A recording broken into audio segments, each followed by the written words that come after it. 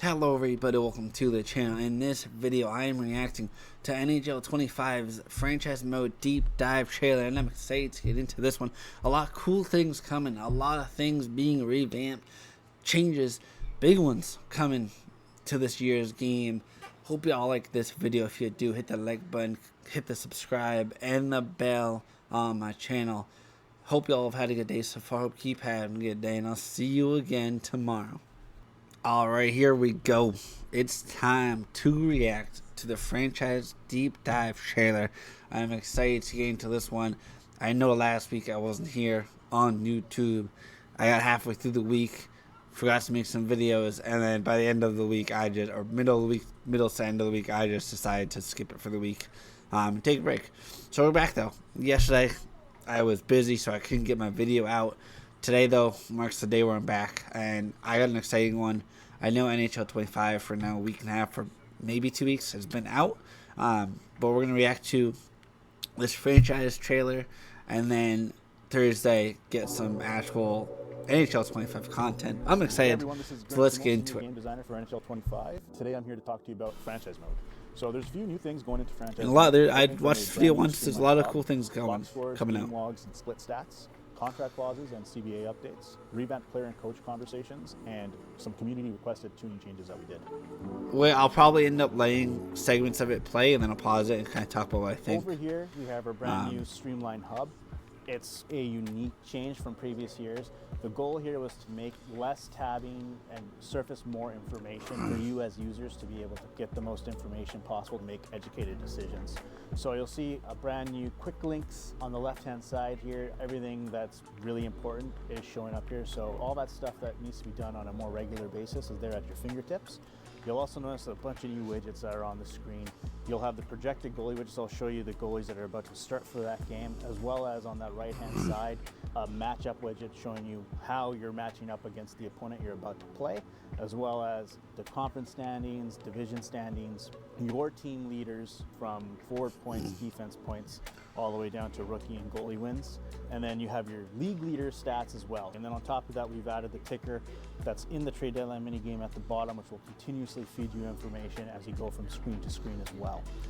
And I'm actually going to pause it real quick on that part, because this is something that's different. And I want to try and see if I can get it to... Yep. So this part, this is something with the hub that, the look of it at least, it's something in franchise mode they hadn't, before this year, they hadn't really changed much of it for probably a good 3, 4, 5 year stretch.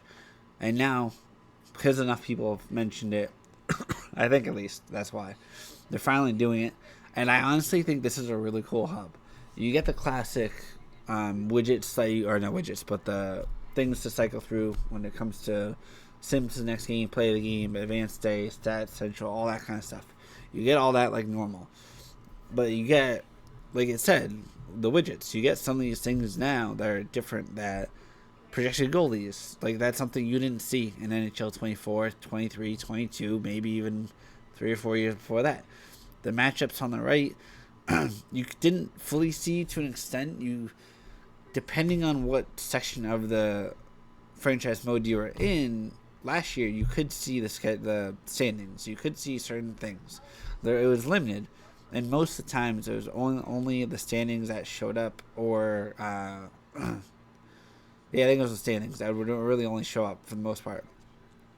This, though, is going to give a lot more to the person that's playing the game, and I think it'll be really cool. And just the presentation of it will be really awesome. In the trade deadline mini game at the bottom, which will continuously feed you information as you go from to players. Skip ahead a little bit, yeah. Going into box scores, we'll bring we're going back up. Tiny bit, because this is something that is something that's new. I think you're able to 100%. Calendar, and then also so the calendar, that's not new. Yeah, the tabs, of course, conversations that you can have conversations with players. Going into box scores, this is different. We'll bring up you couldn't do this games before. That are played in the NHL. So all 1,300 plus games, or if you have a custom league, all however many games you've chosen to do. You can go to any game, not just your own teams. You can go to any game and select a game and view the box score for that game. I can view the events that are from that game, who scored, what penalties were there, as well as the stats for each individual player on both teams, and including the 3 stars as well. So you'll get a really good snapshot of every single game. And then I'm going to pause real quick. This is something I think is really cool. It's going to give people that like the stats side of it, a side of the game, it's going to be really cool. It's going to be something new. I think, of course, like over time, it's just going to be another feature of the game. It's not going to be something maybe halfway through the year that's exciting to look at. But if you're someone that is excited about the stats, this is something that will be really cool, and I like it. Like the presentation of it, it looks good. It looks crisp, and it's definitely going to give a new feel to that part of the game. In the NHL. And to feed into that stats motif that we got going on, we also have added new game logs and split stats for each individual player. So if I go into Elias Pettersson here, I can check out his full career stats, and you'll notice that there's a new filter that's shown here, which is full career stats. Now you got game logs and split stats.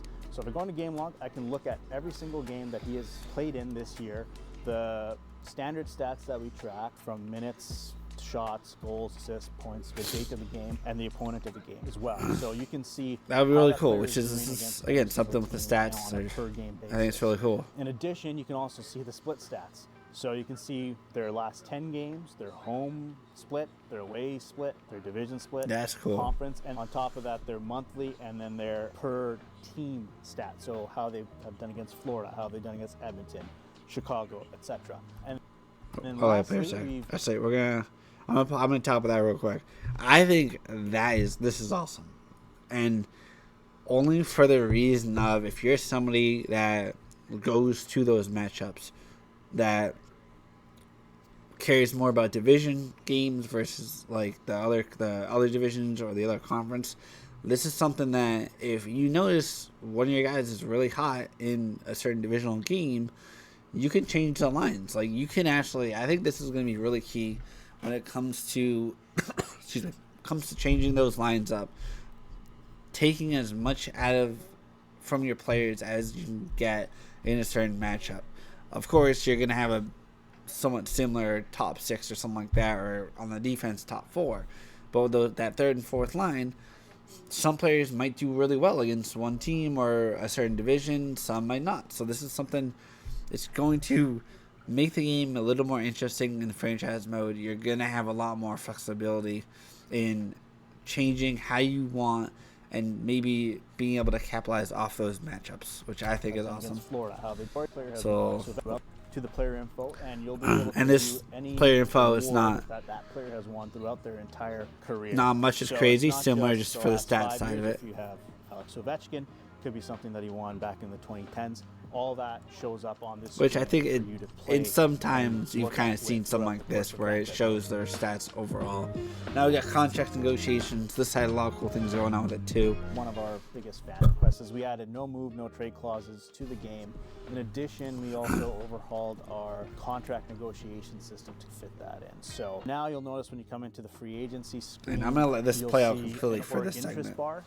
Every single player has a contract interest bar and an organization interest bar, and those will now dictate whether or not a player will want to sign with your team. So if a player has a very low organization bar, you may need to convince him to actually join your team. Those two bars now dictate and change who you target in free agency, because it may not be possible for you to get the best free agent because they may not like your organization because of the taxes that you have, the market size that you have, your status as a contender. If they want to be playing on a championship team and you're a rebuilder, they may not want to join your team. Now, you can offer them other which is pretty sad. I'm not going to. This is promises on the bottom right-hand corner and player requests. Certain players will have requests that they would like to have, like playing on the top line power play or playing in the first line. And you'll also be able to give out clauses. So you'll see that you can give out no movement clauses, no trade clauses, modified, no trade clauses. You can give out different structures, whether reduced, full. It'll change the number of teams that you can or cannot be traded to. So we've added a lot of depth and a lot of fidelity to the contract negotiation engine that wasn't there before. I'll go into a player that doesn't want to sign with my team currently. Give you an example of what I mean in terms of you have to persuade that player. It's going to be interesting. Now, Sam Bennett this sounds like college football 25, to be honest. You're able to do certain actions to potentially win them over. You can charm them. You can gain some organization interest if they take to it. So in this case, it did, which is great. Now, I'll pause real quick. If anyone's played college football 25, and I know that one is really centric on trying to get the high school players to commit to your school that you're using in dynasty mode. If you play that, comment down below if you've realized within this segment, free agency wise, the changes to NHL 25, they're pretty similar. Like, it's not too far off, to be honest. Now you can now talk about the contract. Not too far off. The organization and kind of pitch them on the organization. So if I go into here, I can now pitch him on the market size and the team status and persuade him into wanting to join my team. It's looking good. Forgo his expectation of preferring to play in a smaller market like Florida. So in this case, it's very risky to do so. It may negatively affect the organization, which may basically mean I'm out of the running completely. But if I do persuade him and it is successful, I can get him to join my team. So in this case, it's successful. Not bad. And then if I go into organization, you'll see the bar go up to full. So now I have persuaded him into wanting to potentially join my team, which is huge. So he went from not interested at all to being persuaded into joining my team, and now I can go and offer him a contract. The first offer that you see here, the number of years, will always be what that player wants. You can go through and select different years. They may or may not accept a 1-year deal, so if you do select 1 year or 2 years, they may say, I'm not interested in that, and just end the conversation there. But if you go into the 4 years, they will let you go in and start negotiating. So negotiating will try to make a more team-friendly deal. So the higher your organization bar, the more likely you can negotiate a player down in salary. You can also improve the offer if you like. This allows you to add extra money, clauses, promises to your contract offer. So if I want to increase the salary here, I can increase it up by a lot or a little. So I'll add $2 million to the salary. But I can also improve the offer further by adding in a clause. So I can give him a full move, no trade, whatever it may be. I'm going to give him a full no move clause, as well as I'll promise him first line minutes. So he will more than likely now want to sign because I have given him the world. You can also table the contract as well. So if you think you've negotiated a deal with the player to the sense, but you want to try out and sign another player just in case, you can table the deal. There is a risk to this, obviously. If another team steps in and offers a contract to them, they may get taken and may sign with another team. So that's new. It's kind of a risk reward. That's something you never had. Whether or not you're willing to take that chance. So in this case, Sam Bennett accepts your offer because it was so good. I gave him a full no move. I gave him $2 million more, and I also gave him a first line promise. So he's now on my team. So I can literally convince him from not wanting to join my team to joining my team through the power of the conversation. That is. So next up, with the addition of. Okay, I'm gonna pause actually real quick based off that. Now that we let it go for a little bit. This is I mentioned the college football 25 with how that works out in dynasty mode. This is. I don't want to say exact because it's a pro game versus a college version game, so there's going to be differences in college football 25. You have to do all these things to recruit the players you want, but once you recruit them, you're not really trying to satisfy their needs. Like, they can go into the transfer portal the next year and kind of they can leave you a little bit, so you kind of have to manage the playing time. But in NHL 25, excuse me, NHL 25.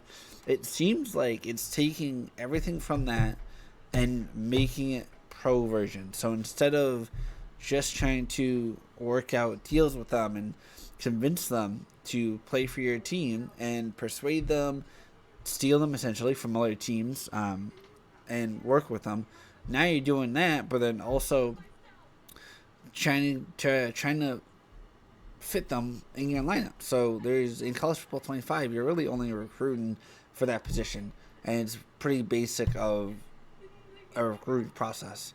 And here, or most basic, somewhat basic, I guess.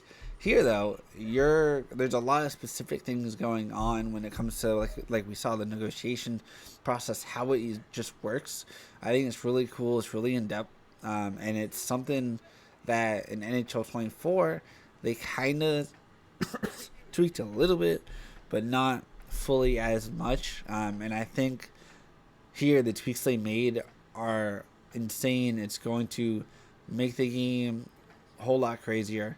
And I feel like so far everything we knew from NHL 24's franchise mode, at least in the free agency side of it, it's just completely changed to what it is now for this year. No move and no trade clauses. Obviously, when you want to go and trade a player that has a trade clause, you're going to need to figure out what team they can or cannot be traded to. So if we go into Aaron Ekblad here, you'll see he has a modified no trade clause, and you can go into the new contract info screen that shows you the trade clause, the years that are left on the trade clause, and the teams that you can trade that player to. So on the right hand side, there's a tradable team list. He can be traded to 20 teams, and there's 12 teams that he has a no trade for. So if I go to Anaheim or Boston or Buffalo, he is an eligible player for me to actually put on the trade block. If I put him on a team that he doesn't have a trade clause for, I would need to actually convince Ekblad to waive his no trade clause. So you can go into the proposed trade screen, select the player that you want to trade, and it'll automatically have you initiate a conversation with them. And you'll see that I'll have to persuade the player into waiving their no trade clause. If failed, which means I can no longer have Ekblad be eligible to be traded to the Carolina Hurricanes. The other way to get them to talk about their clauses or their options is to actually go in through the new franchise hub. So if I went into Matthew Tkachuk here, I have different options to have him potentially waive his clause or change his clause for the year. I'm able to get him to maybe give me a list of 1 team, 2 teams, 3 teams, or outright waive his no trade clause. So I'm going to ask him maybe give me 1 team that he would want to potentially go for. In this case, he actually did. So now I can go into Matthew Tkachuk's player card and figure out who he actually wants to be traded to. Now you can see that he has a modified no trade clause. We're going to his contract info. He wants to go to the Montreal Canadiens. So I can now add him to the block for the Montreal that would be a Canadiens, snag for them. Then you'll be able to make a trade.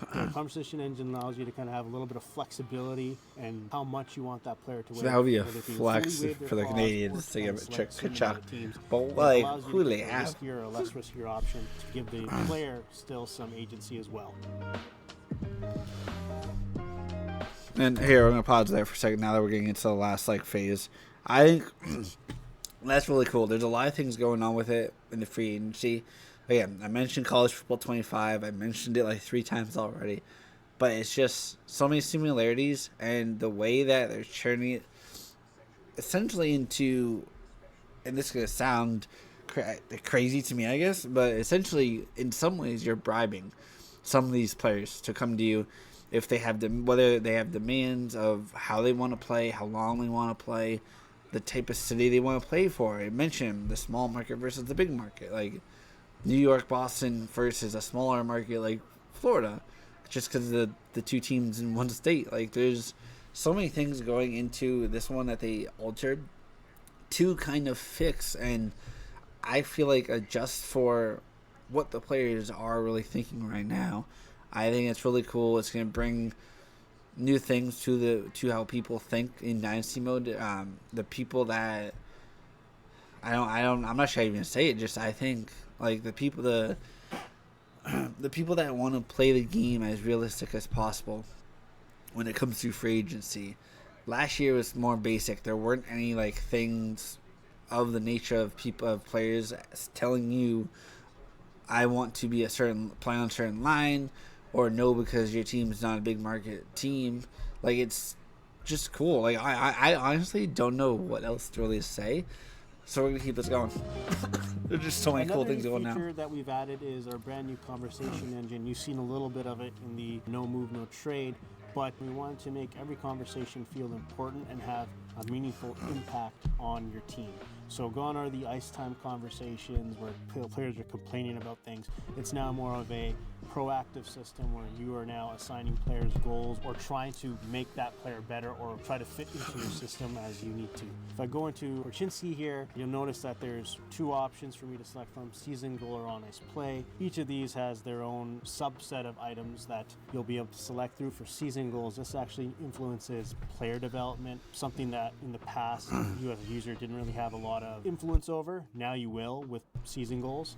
So you can select a season goal. You'll have two options of short-term goals. So these are half-season goals. They're shorter goals and they give you less of a reward potentially. And then we have long-term goals, which allow you to perform a stat challenge, an award challenge, and an X-Factor challenge. These challenges allow you to give a player potentially an X-Factor ability, whether it be a zone or a superstar ability.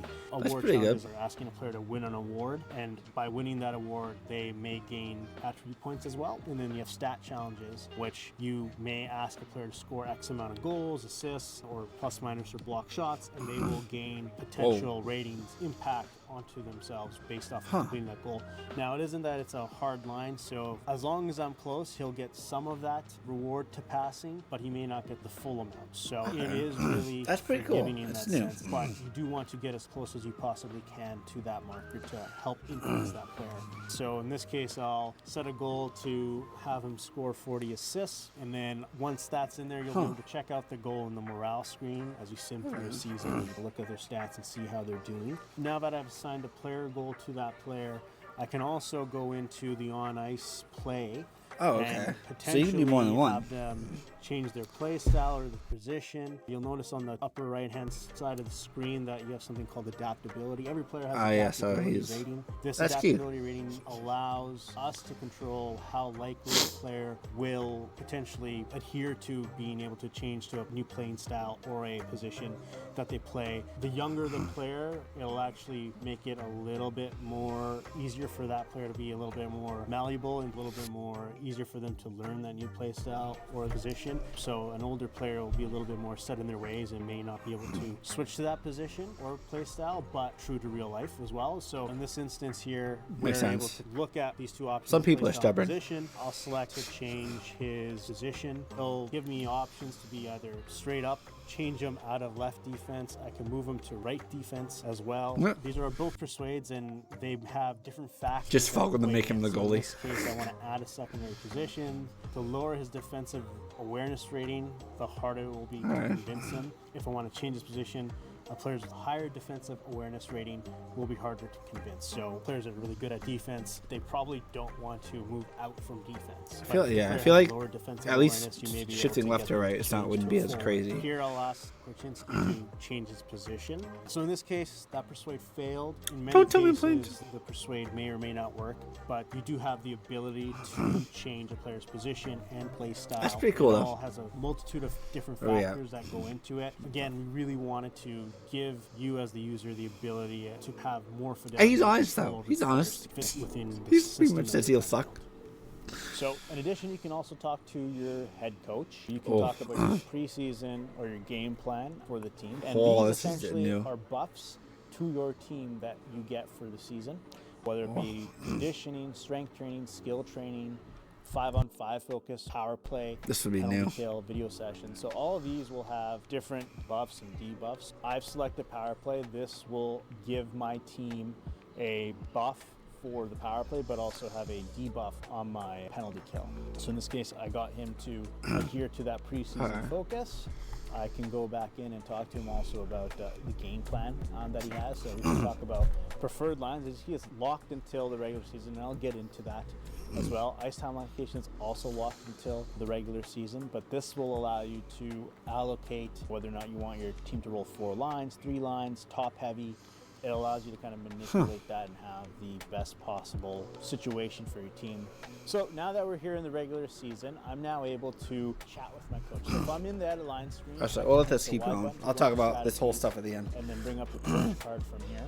I can go into this meeting availability and then chat with the coach about their game plan. So I can now talk to them about the preferred lines or ice time allocation, as that's no longer locked. I can get them to potentially change those things. So in this case, I really thought that said relocation on the ice part. I can now allocation. I persuaded them into being open to it. If in the instance where it fails, you can still force the coach to go through this flow. You will lose morale as a trade-off, but at the end of the day, you are the GM and you hire the coach, so you are able to brute force your way through it. So in this case, I want to look at my forwards and I want just to fire have my one game in. center be You're not making the lineups. So if I go into line 2 and center, I can now lock in Elias Pettersson as the center for that line. Now I can also make his left wing in this instance. Oh, really? DeBrusque. And then if I go into that align screen again, you'll notice that when I hit best lines now, those players should now get into that slot. You now see Elias Pettersson and Jake DeBrusque in that role. So if I move Pettersson down to the 4th line here and then I re-hit best lines, it will always lock them into that line. So if he gets hurt and comes back into the lineup, it will remember that and put him back into the right spot. So you can That's crazy. all your lines exactly that how actually you want is it and really help that's new for really playing unique. with injuries on. So you're able to have your lines always constructed in the way that you want them, and the coach will make sure that they do best lines in that manner. It is quite a cumbersome thing. So this was our way with the power of the conversation engine to allow you to actually lock in players into those lines. That's really cool. So we're going to pause it for a second because it's going to go into this and I'll end it with that. That's really cool. I'm not going to lie. Just being able to talk to players. I don't think last year you could really talk to the coach. You might have been able to. I didn't play franchise mode in last year's game. I don't think. I don't know if you could actually, but you can only talk, from what I know, you can only talk to the players. It's awesome. That now you can talk to the coach, and even kind of the way you would normally do it in real life. Talk to the coach about the lineup, and that triggers the lineup changes, and you can set the lineup now for what the coach's best, interest, whatever it said was. That's cool. Excuse me. And I think it's going to make it more realistic for the people that want to have it be more realistic. When it comes to the conversations with the players, all the in-depth things you can do. I feel like last year and the years prior, it was a little basic. There wasn't as many things into it as there could be. They overhauled it this year, and it seems really awesome. It's in-depth majorly compared to previous years. There's a lot of things going into it, and I think for the people that like that player like general manager, player owner, whatever, GM dynamic, it's going to be awesome. You're going to be able to set up all these things for your players that affect your team, for the coach that affect the team. It's just awesome. Actually lock in players.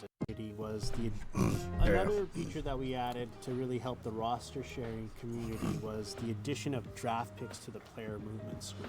Now you're able to trade 5 years worth of draft picks in the player movement screen to keep up with the real world as you're waiting for the latest roster update from us.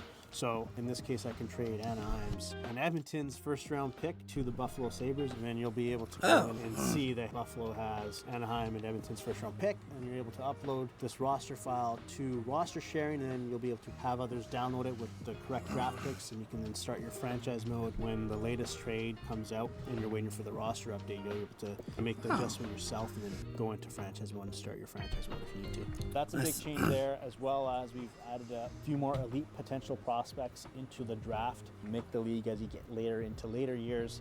That makes sense. We'll have the overall be around the same amount as well. Because at some point you kind of have to make up some players. This year, we had a lot of fun working on the game, and we can't wait for you to pick there you go. So September 27th.